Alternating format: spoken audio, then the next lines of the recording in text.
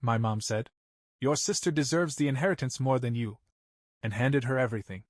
I smiled and walked away. Months later, when she begged me for help, I still remember the way my mother said it. No hesitation, no guilt, just a simple fact, as if she were reminding me that my sister's favorite color was pink. Your sister deserves the inheritance more than you. I almost laughed. Not because it was funny, but because it was just so predictable. After years of being the afterthought, the expendable one, the invisible son, here was the final proof of where I stood. Or rather, where I didn't. Across the room, my sister, Ashley, sat with a perfectly rehearsed look of surprise. As if she hadn't already known. As if she hadn't spent years being my mother's favorite, the one who got everything while I got nothing but expectations. All of it? I asked, my voice calm. My mother nodded. Yes, all of it. The house, the money, everything your father left behind.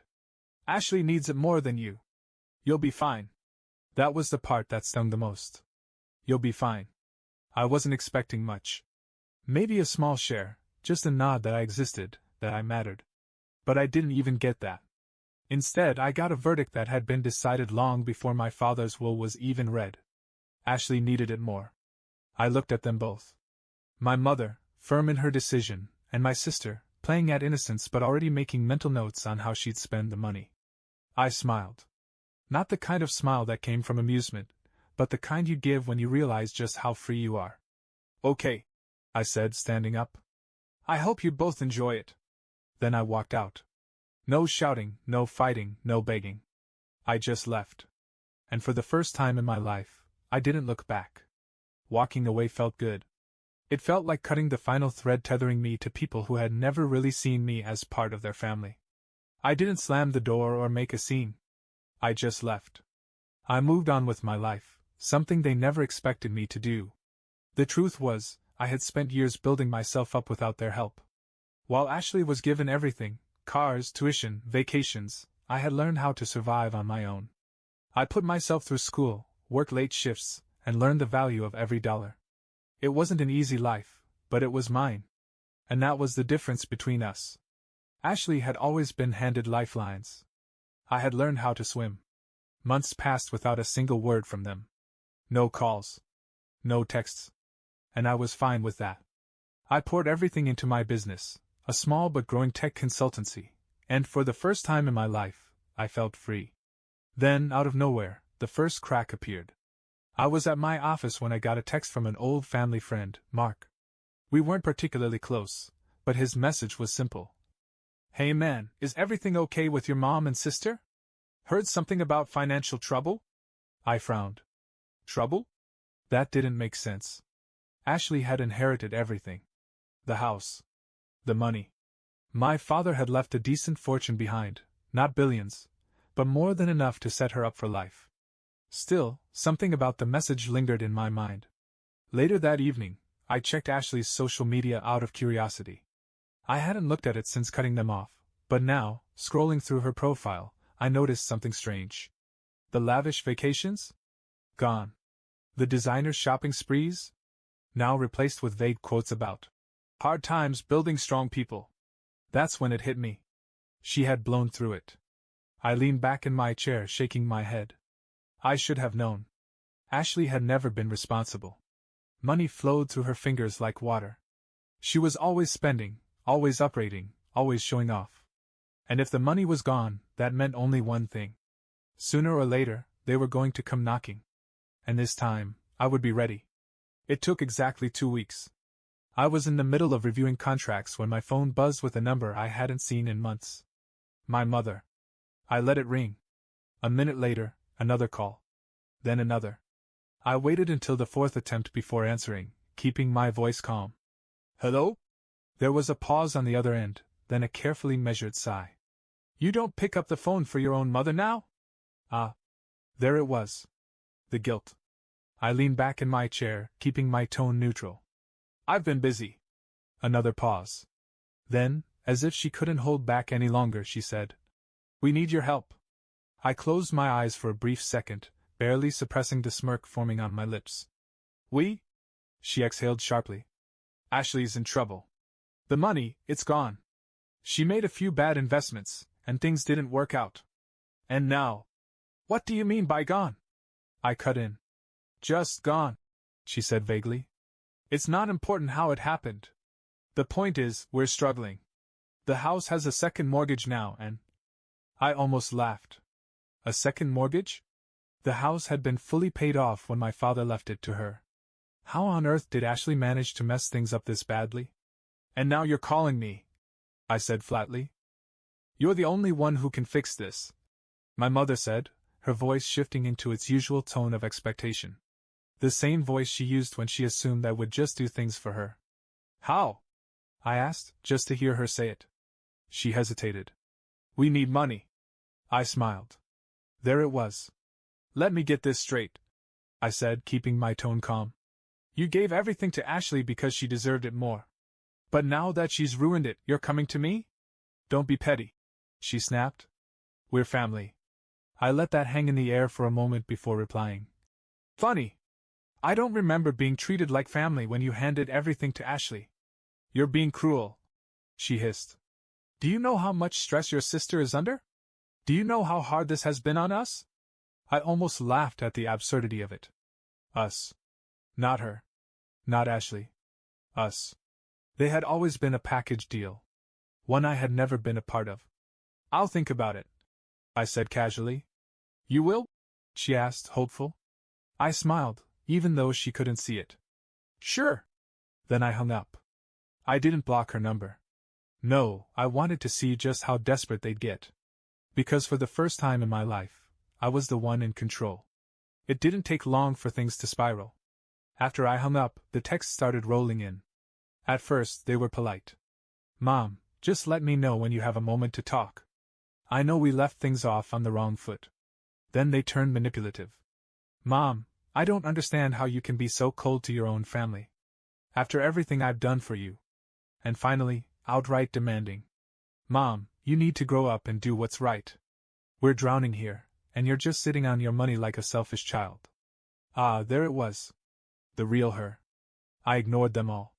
Then, one evening, as I was winding down after work, there was a knock at my door. I already knew who it was before I even looked.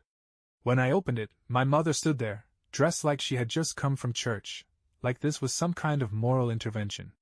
Ashley stood behind her, arms crossed, her face carefully arranged into a look of exhausted suffering. I leaned against the doorframe. What a surprise.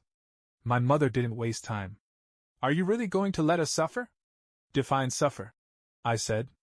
Ashley rolled her eyes. Mom, this is ridiculous. He's obviously enjoying this.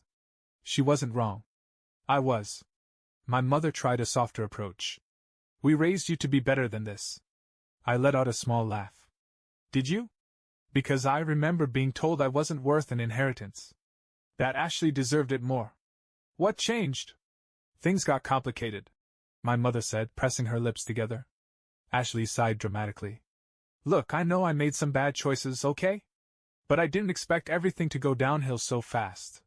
The market tanked, the housing bubble popped, and I had some. She hesitated, then mumbled. Unexpected expenses. Let me guess, I said. Luxury cars, vacations, bad investments and pyramid schemes? Ashley's face flushed. It wasn't a pyramid scheme. It was network marketing. I actually laughed at that. My mother took a deep breath. You're successful. You don't need all the money you have. But your sister needs it more. I finished for her. Yeah, I've heard that before. My mother's face twisted in frustration. So you're just going to let us lose everything? Yes, I said simply. They both froze. As if it never occurred to them that I might actually say no. My mother blinked, like she couldn't comprehend it. But we're family. I tilted my head. Are we? Ashley let out a frustrated noise. Oh my God, you're so bitter. Just admit that you're holding this over us for revenge. Of course I am, I said cheerfully. You two never had a problem stepping on me when I was struggling. Now that the tables have turned, you suddenly want to talk about family? Ashley looked like she was about to explode, but my mother put a hand on her arm. Please, she said, her voice quieter now. We need help. I studied her. For the first time, there was something genuine in her voice. She was actually scared. I could have ended it right there. I could have told them to leave and never come back. But that would be too easy. Instead, I smiled. I have an idea. Ashley narrowed her eyes. What? You'll see, I said. I'll call you tomorrow. Then I shut the door. Because if they thought I was going to just hand over my money, they were in for a surprise. The next morning, I made the call. My mother answered on the first ring, her voice thick with forced patience. I knew you'd come around. Ashley scoffed in the background. Took him long enough. I smirked. Oh, you have no idea what's coming. I've thought about your situation, I said. And I'm willing to help. There was a pause, then a sigh of relief. I knew you wouldn't abandon your family, my mother said. But, I continued, there are conditions. Ashley groaned. Oh, here we go. I ignored her. First, the house. It's still in your name, right? Yes, my mother said hesitantly. Good. You're going to sell it. Silence.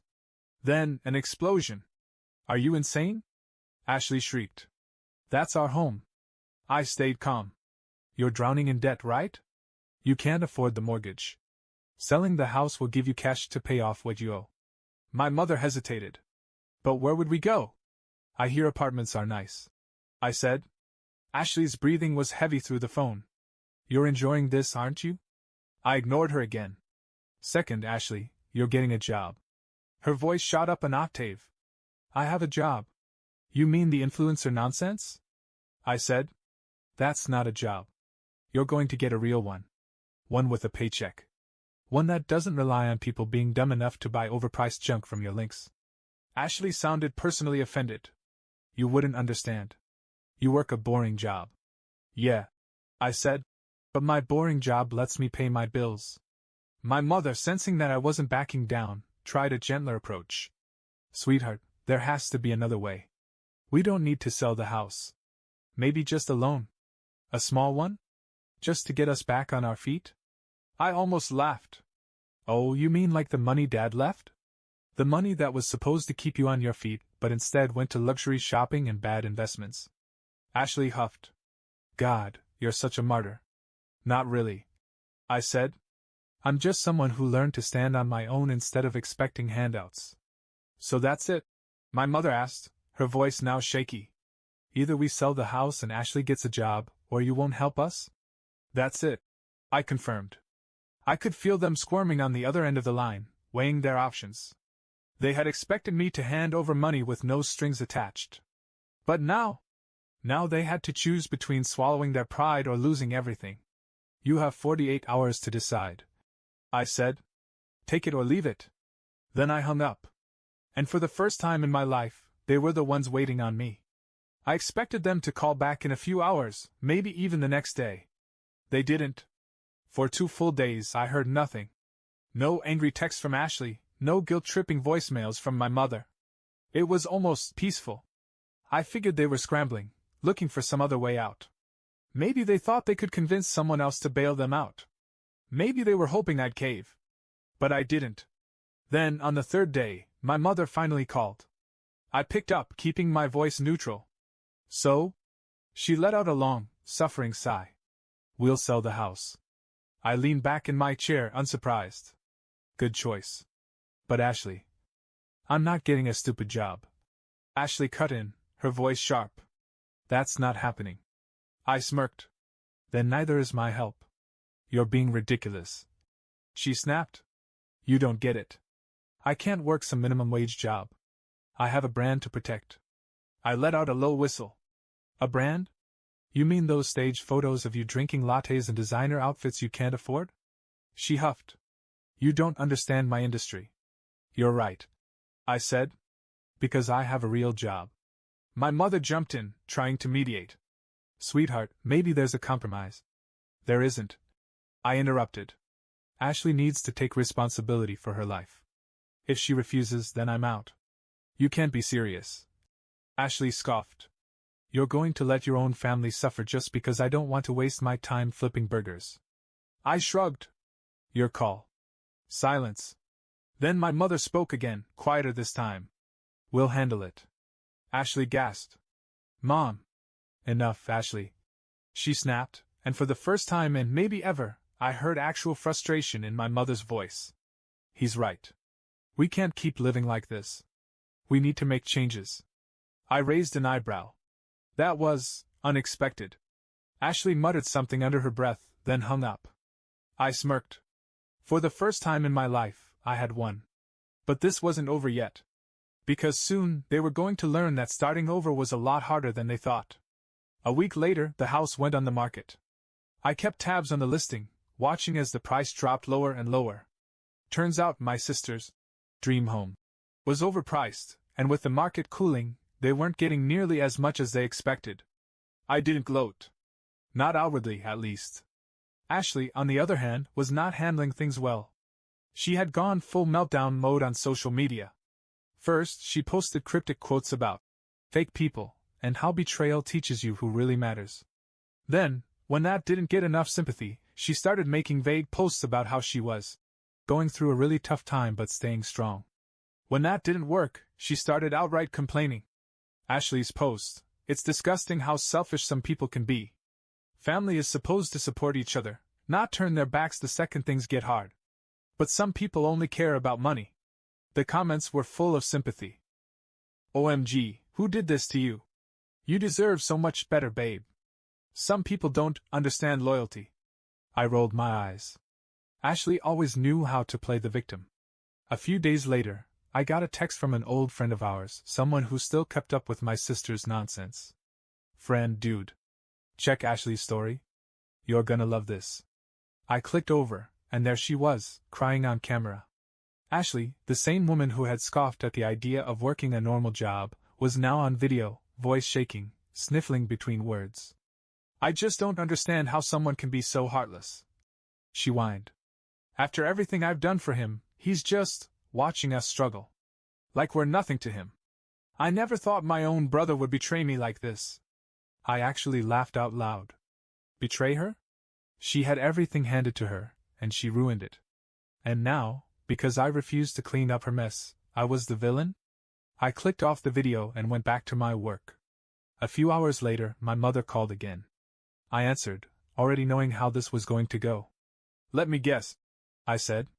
"You saw Ashley's breakdown?" A long pause. Then, "She's struggling, sweetheart. She's embarrassed," I corrected. "She's never had to deal with consequences before. That's not struggling. That's reality finally catching up." My mother sighed. "I know this is hard for you, but..." I laughed. "Hard for me? Mom, I'm fine. I'm thriving. The only ones having a hard time are the ones who made bad choices." Her tone turned desperate. "What if she really can't handle this?" I raised an eyebrow. "Are you asking me to feel bad because Ashley might have to, work? Don't be cruel," she whispered. I took a slow breath. "I'm not being cruel. I'm being fair. For the first time in my life, I'm being treated like an actual person in this family instead of a backup plan. And you don't like it?" She didn't respond right away. Finally, she said, "I just want us to be a family again." I let that sink in for a moment. Because now she wanted us to be a family. Not when she gave Ashley everything. Not when she told me I'd be fine as she cut me out. Not when she let my sister live in luxury while I had to build my life from scratch. Only now, when she needed something from me. I smiled, even though she couldn't see it. "Maybe you should have thought about that sooner." Then I hung up. Because for the first time, I was fine. And I wasn't about to let them drag me down with them. The silence that followed was satisfying. No calls. No texts. Not even a passive-aggressive social media post from Ashley. For the first time in my life, I wasn't the one chasing after them, trying to prove my worth. They had finally realized that I wasn't going to save them. But then, about 2 weeks later, I got a text. "Mom, can we meet for coffee? Just you and me?" I stared at it for a moment, debating. Part of me wanted to ignore it. But another part of me, the part that still, against all logic, hoped she had learned something, was curious. So, against my better judgment, I agreed. We met at a small cafe near my office. When I arrived, my mother was already there, a cup of tea in front of her, hands nervously wrapped around it. She looked tired, older somehow. She gave me a small, hesitant smile. Thank you for coming. I sat down, leaning back. What's this about? She exhaled slowly. I wanted to talk, without Ashley. That caught my attention. Go on. She hesitated, then said, I think I made a mistake. I blinked. I wasn't expecting that. She stirred her tea absent-mindedly, not looking at me. I should have been more fair with the inheritance. I thought Ashley would be responsible. I thought she'd take care of things. She let out a weak chuckle. I thought you'd be fine on your own. I studied her. Was this real, or was this just another attempt to pull me back in? She sighed. I've been enabling her, haven't I? I raised an eyebrow. What gave it away? The fact that she refuses to work, or the fact that she's publicly melting down because she has to live like a normal person? My mother flinched but didn't argue. That was new. She finally looked at me. I don't expect you to fix this. I just wanted to say I was wrong. I leaned forward, resting my arms on the table. Okay. So now what? She exhaled, looking down at her tea again. I don't know. And for the first time, I realized she really didn't. For years, she had been living in a world where Ashley could do no wrong, where I was just the other child, the one who didn't need attention or fairness. And now, that world had crumbled, and she didn't know what to do. I could have rubbed it in. I could have listed every wrong she had done to me, every time she had overlooked me, every time she had chosen Ashley over me. But I didn't. Instead, I just said, I hope you figure it out. She nodded slowly, as if she knew that was the best she was going to get from me. We sat there in silence for a few minutes, sipping our drinks. It wasn't warm, or emotional, or like some movie moment where everything magically healed. But it was something. And for now, that was enough. For a while, things were quiet. My mother had finally admitted she was wrong, something I never thought I'd hear, and while it didn't erase the past, it was a step in the right direction. Ashley, on the other hand, had gone suspiciously silent. No more social media meltdowns. No more passive-aggressive texts. Nothing. That should have been my first warning. One evening I got home from work and found someone sitting on the steps of my apartment building. Ashley. She looked different. Gone was the perfectly styled hair, the expensive designer clothes. She was wearing leggings and an oversized hoodie, her face makeup-free for the first time in years. I crossed my arms. What do you want? She let out a sharp breath. Can I come in? I raised an eyebrow. Why? She looked up at me, eyes tired. Because I don't have anywhere else to go. I stared at her, waiting for the punchline. She sighed. The house finally sold. Mom moved into a small condo. She said I could stay with her for a little while, but... She trailed off, shaking her head. Let's just say, things aren't great between us right now. I had to bite back a smirk. Oh? The favorite child isn't so favored anymore? So let me get this straight, I said. You blew through the inheritance, ignored every warning, refused to get a job, and now you want me to take you in? Her jaw clenched. I don't want to be here, okay? Then don't be. She let out a frustrated sigh. You know what? Forget it. I should have known you'd still be holding a grudge. I tilted my head. A grudge? Ashley, you got everything. Everything. And now that you've lost it all, you want to act like I owe you something? She looked away. I just thought you'd understand. That you'd help. I studied her. There was no apology in her voice. No ownership of what she'd done. She wasn't here because she wanted to make things right. She was here because I was her last option. I sighed. Ashley, I'm not going to let you live with me. Her face twisted in frustration. So that's it? You're just going to let your own sister be homeless? I met her eyes, calm and steady. You're not homeless, Ashley. You have options. You just don't like them. She scoffed. What am I supposed to do? I shrugged. Get a job. Find a cheap apartment. Figure it out, just like I had to. She stared at me, waiting for me to cave. I didn't.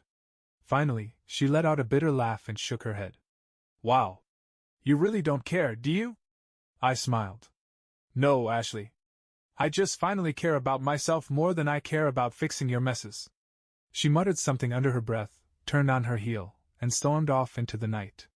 And for the first time in my life, I felt truly, completely free. Ashley never came back after that night. I half expected more texts, more calls, maybe even another dramatic social media post about how her own brother abandoned her in her time of need. But nothing ever came. And that silence? It was the best thing I had ever heard. My mother and I stayed in occasional contact, but things were different now. She had finally realized that I wasn't someone she could call only when she needed something. And while I didn't cut her off completely, I kept my distance. One afternoon, months later, I got a text from her. "Mom, Ashley finally got a job. It's not much, but she's figuring things out." I stared at the message for a moment, then smiled. Good. Not because I was rooting for her, but because, for the first time in her life, she was learning how to stand on her own. I never replied. I didn't need to. Because by then, I had moved on. I had spent years waiting for my family to treat me like I mattered. Years hoping for fairness, for recognition, for some sign that I was more than just an afterthought. But in the end, I didn't need their approval. I had built my own life. My own success. My own happiness. And when they finally came crawling back, I didn't need revenge. I didn't need to humiliate them or make them suffer. All I had to do was walk away. And that, in the end, was the best justice of all.